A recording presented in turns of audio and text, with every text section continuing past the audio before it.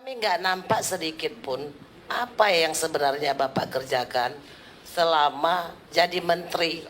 Terima kasih pimpinan saya Siti Esa, fraksi PDIP, Dapil Riau II.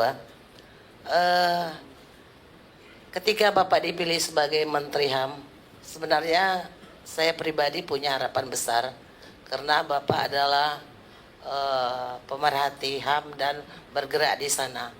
Tetapi setelah 105 hari bekerja, kami nggak nampak sedikit pun apa yang sebenarnya Bapak kerjakan selama jadi Menteri HAM ini. Anggaran memang Bapak minta 20 triliun sehingga itu jadi pembicaraan. Saya rasa itu sangat logis. Sangat logis kalau negara punya dana.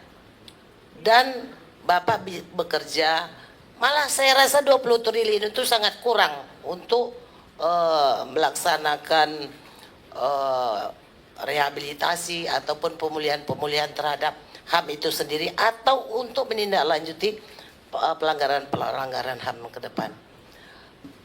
Tetapi saya tidak lihat apa yang Bapak kerjakan 100 hari ini. Ini amnesti yang mau dilakukan, itu program pemerintah. Terus perlindungan yang rencananya perlindungan migran itu Pak sedang dibuat hari ini undang-undang perlindungan pekerja migran Indonesia. Harusnya HAM juga mengasih masukan di sana supaya undang-undang yang dibuat itu juga benar. Sudah banyak hari ini pelanggaran HAM di Indonesia yang viral, sangat viral. Mungkin Bapak juga tahu seperti Rempang, seperti pagar laut. Saya nggak lihat Bapak hadir di sana. Apakah menurut Pak Menteri Rempang itu tidak melanggar HAM? Apakah pagar laut itu tidak melanggar HAM? Ya, jadi Pak, saya ingin ke depan, ayolah Pak. Ketika Bapak jadi Menteri, anggap sajalah itu cuma pakaian. Tetapi kami ingin Pak Vijay yang dulu. Mungkin ada kendala-kendala, mungkin ada gesekan, mungkin Bapak bisa cari solusi yang lebih baik. Saya juga di sini melaporkan Pak, di daerah saya di Riau, Kabupaten Indragiri Hulu, 800 hektar kebun rakyat didoser tanpa hukum. Melapor ke Polda tidak dilayani, melapor ke pemerintah daerah tidak dilayani, melapor ke Dandim tidak dilayani. Ini terjadi Pak. Anak-anak tidak sekolah, penghasilan tidak ada, itu terjadi hari ini di Riau, di Kabupaten Indragiri Hulu, antara petani dengan perusahaan kehutanan BBSI. Yang kedua Pak, di Riau ada satu orang perempuan, doktor, dosen di UNRI, dipecat.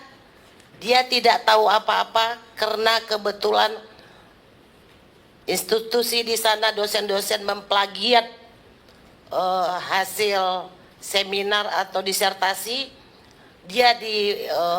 Mereka dilaporkan ke Polda, dia sebagai saksi, dia tidak dikoordinasi, dan dia menyatakan sebenarnya bahwa atasannya itu memang memplagiat.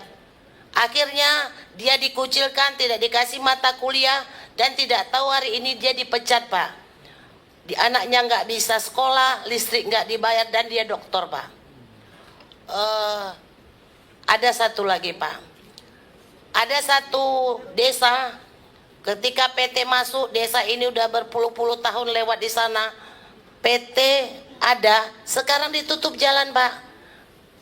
Anak-anak nggak bisa sekolah, buah sawit nggak bisa keluar, kalau sakit nggak bisa berobat. Kayak mana hari ini? Melapor ke Pemda nggak bisa Pak, polisi nggak bisa, kemana nggak bisa. Padahal sedangkan tanah hak milik saja itu wajib berfungsi sosial. Hak milik di Indonesia sertifikat tidak fungsinya mutlak. Sertifikat di Indonesia berfungsi sosial. Ketika ada orang lain di belakangnya minta jalan harus dikasih walaupun disesuaikan dengan anggaran atau nilai NJOP yang ada. Tetapi ini bukan tanah hak milik Pak. Kalau HGU itu adalah tanah masyarakat, HGU itu hak guna usaha, dia meminjam tanah desa dan sekian waktu akan dikembalikan. Ketika orang pemilih HGU hari ini, seolah-olah tanah itu tanah dia. Rakyat tidak boleh lagi lewat di tanah yang memang punya rakyat. Itu melanggar HAM, Pak. Saya minta tolong sekarang mereka terisolasi, sekolah harus memutar lewat sungai. Minta tolong itu juga di Indragiri Hulu, Pak. Jadi kalau Bapak tuntaskan yang ini, baru saya yakin Bapak Menteri yang hebat. Terima kasih, Pak.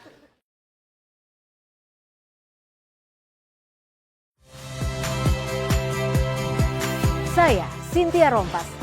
Saksikan program-program Kompas TV melalui siaran digital, pay TV, dan media streaming lainnya. Kompas TV, independen, terpercaya.